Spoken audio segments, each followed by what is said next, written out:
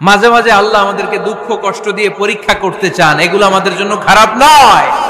এই দুঃখ কষ্ট বিপদ আমাদের কোমরকে সোজা করে, আমাদের পায়ের মাটিকে শক্ত করে, চিল্লায় বলেন ঠিক কিনা? প্রতিকূল পরিবেশে কিভাবে বাঁচতে হয় এই দুঃখ কষ্ট আমাদেরকে শিখায়। এজন্য মুমিন বান্দার বৈশিষ্ট্য হচ্ছে দুঃখ কষ্ট বেদনা জ্বালা এগুলোতে সে আপসেট হয় না, সে হাল ছেড়ে দেয় না, সে ভরসা রাখে একজনের উপর, চিল্লায় বলতে হবে তিনি কে? কারণ মুমিন জানে রাত্রি যত গভীর হয় অন্ধকার তমানিসা ভেদ করে সুবহে সাদিক হয়। মুমিন জানে গর্ভবতী নারীর পেটের ব্যথা যেই দিন বাড়তে থাকে ওই দিনই নতুন মেহমান আগমনের সময় ঘনাতে থাকে। মুমিন জানে তার জীবনে দুঃখ কষ্ট বিপদ যত বাড়তে থাকে সুখের দিন কাছে আসতে থাকে। এজন্য মুমিনের হারাবার কিছু নেই। ফা ইন্না মাআল উসরি ইউসরা, ইন্না মাআল উসরি ইউসরা। নবী হে, কষ্টের পরেই আছে আনন্দ, দুঃখের পরেই আছে সুখ। আপনি সমস্যায় পড়েছেন, ওই সমস্যার সমাধানও আছে না নাই? এই পৃথিবীতে এমন কোন সমস্যা আছে যেটা সমাধান নাই? কথা বলেন। সমস্যা তৈরি করেছে কে? আবার সমাধানও দিয়েছে কে? Allah doesn't create a lock without its key. Allah কখনো চাবি না বানাইয়া ওইটার তালা বানায় নাই। কথা কন। তালাও যেহেতু আছে ওই তালার চাবিও বানিয়েছে কে? মা আনজালাল্লাহু দাআন ইল্লা আনজালাল্লাহু লাহু শিফা।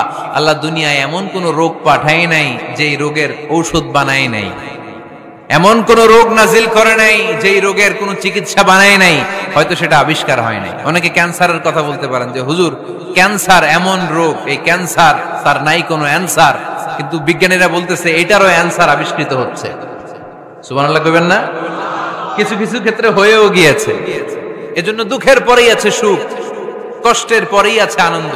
এই দুনিয়াটাই এরকম, কষ্টের পরই আনন্দ। দেখবেন তারাবির নামাজ 20 রাকাত পড়তে কষ্ট লাগে না?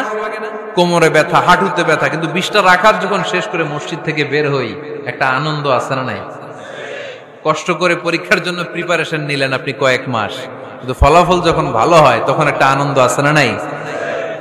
সারাদিন রোজা রাখলেন রমজানে, কি কষ্ট, তৃষ্ণায় গলা ফেটে যায়, কিন্তু ইফতারির সময় যখন রুহাবজা শরবতটা খাই কেমন লাগে?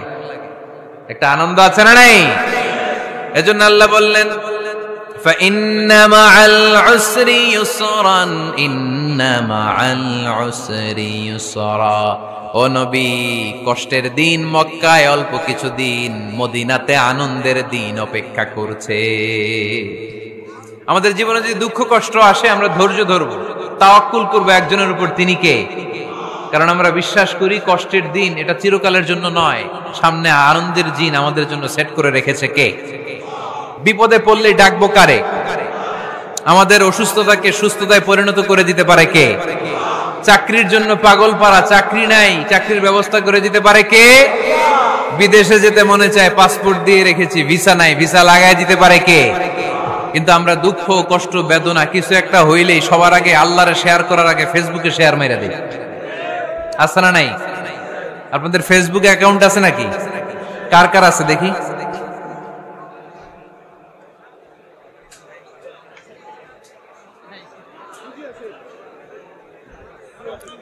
আছে আছে। এটার জন্য আমরা ভালো কাজে লাগাই, ঠিক কিনা?